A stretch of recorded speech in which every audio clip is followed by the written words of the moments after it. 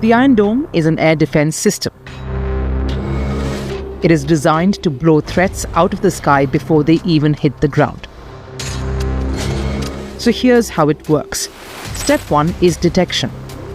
A radar unit called the ELM 2084 is always scanning the skies. It can detect incoming rockets, artillery shells, and mortars, sometimes from as far as 100 kilometers away. It doesn't matter where the rocket comes from. If it's airborne, the Iron Dome sees it. Step 2 is calculation. As soon as a projectile is spotted, the Iron Dome's brain takes over. That's the battle management and weapon control center. It does the math in milliseconds, calculating the rocket's speed, direction, and likely impact point. Then comes the decision. If the rocket is going to land in an open field or the sea, the system does nothing, because why waste a missile? The system, its computer, can predict the trajectory of the incoming object and decide which trajectory will lead to a damage to strategic or to populated areas, and which trajectory will fall in the sea, in the Mediterranean, or in the unpopulated areas.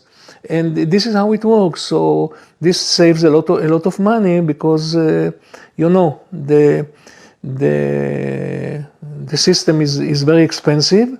The units are expensive, and the rockets that our enemies send to us are inexpensive. But if it's heading towards key infrastructure, the system prepares to shoot it down. Which brings us to step 3, the interception. The system launches a Tamir interceptor missile. Tamir means tall in Hebrew. These missiles have a range between 4 to 70 kilometers. They are fired at the incoming projectiles. The idea is to disrupt or destroy the threat mid-air. They take out the target and protect those below. The Iron Dome is a missile against rockets, and it works in the way that it calculates the trajectory of the incoming target, and so after calculating, it can direct itself and hit the incoming rocket. A usual Iron Dome battery has 3 to 4 launchers, up to 20 Tamir interceptor missiles per launcher, a radar tracking unit, and a mobile control center.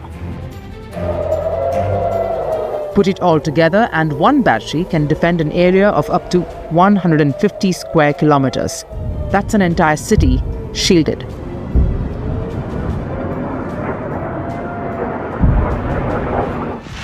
And it's mobile. The whole setup can be moved and redeployed based on where the next threat is coming from.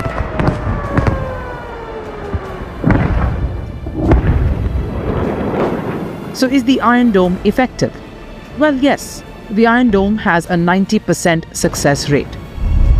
This is according to Israeli data. That means 9 out of 10 dangerous rockets are stopped before they do any harm.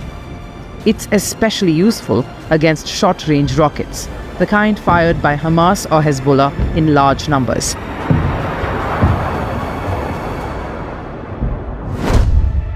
And the Iron Dome isn't the only one. Israel has a multi-layer air defense system.